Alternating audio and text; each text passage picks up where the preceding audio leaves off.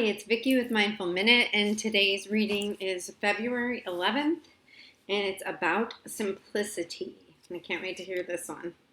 So it says, I have just 3 things to teach: simplicity, patience, compassion. These are your greatest treasures. Simple in actions and in thoughts, you return to the source of being. Lao Tzu. In the 6th century BCE, the legendary Chinese sage Lao Tzu gave this threefold instruction. I will talk about simplicity here and devote separate entries later to both patience and compassion.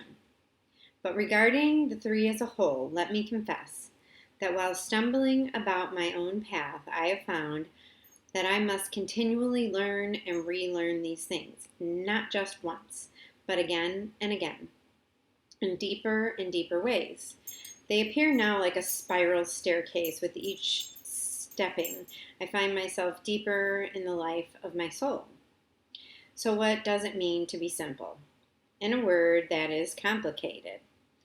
We are often misled to believe that being simple is being stupid, when in truth it holds the reward for living directly, which is that things appear at last as they really are. How many times have I seen the gestures of a loved one or colleague and then struggled privately to uncover what it all really meant? How many times have I done everything possible but asked directly? How often do I refuse to be direct, not saying what I mean, not showing what I feel, not letting the life around me really touch me? Amazingly, nothing else in nature is indirect. The leopard trying to scale the mountain strains and shows its effort.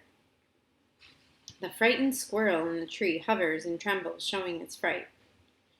The wave mounting toward shore saves nothing as it bows and spreads itself over and over against a shore that openly crumbles to be so loved.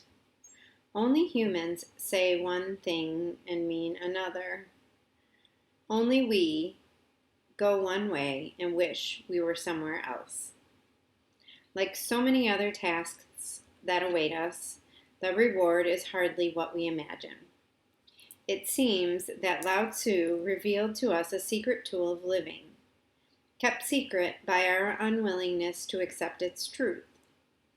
The ancient sage tells us quite openly that the act of simplicity, of living directly, is the doorway to the source of all being. Imagine if this is true. I implore you, when feeling lost or far away, try it. Try being direct, and the universe, without a word, will come alive.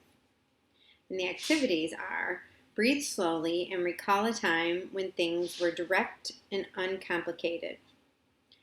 Keep breathing slowly and recall a time when things were indirect and a burden. As you inhale, feel the burden. As you exhale, feel the simplicity. What did the burden take from you?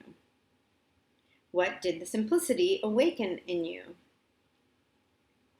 Well, man, oh man, isn't this one just so deep? Wow.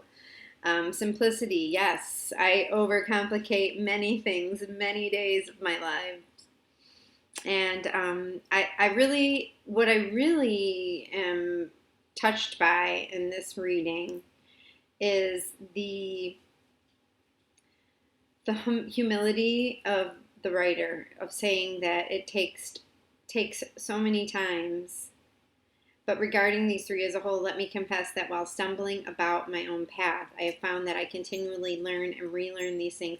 There is not a one and done to all this business of self-development or being better or connecting with your higher power or connecting with source. There's not it is a spiral staircase, and it's a sliding thing. Sometimes you go backwards, sometimes you go forward.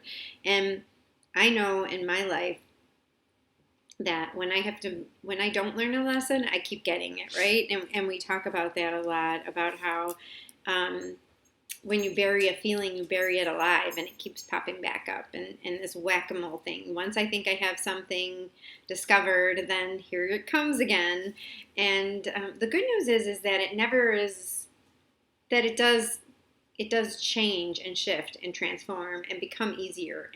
And what I've really found in this work that I do, and I think what's the most reassuring to me personally, is that though I might have the same triggers, or though I might have the same things to learn again, and though those things may come up again, they don't last as long. And they're not quite as painful as they were the first time, or as I grow. They're shorter. I don't buy into them as long, but I will tell you, I can complicate a simple conversation. I mean, I have conversations with people prior to my conversations with them. I overthink what somebody else is thinking. I mean, I lived my life like that. That's why boundaries are so important to me. That's why self-awareness is so important to me, because this simplicity of being truthful and of taking people at their word makes my life so much friggin' easier. I can't even stand it. And I won't go back. And I do go back. I'm not saying I don't, but I won't live there anymore. I'm not. I refuse to live there anymore. And that's, this journey of learning that I'm on, through books and courses and humans that help me every day, and observing and meditation and all this business of getting better really does work. And I'm so glad that I have found a way to make it work in my life on a daily basis. And I've also found a way, and I've educated myself to help other people do the same. So I hope this is helping you.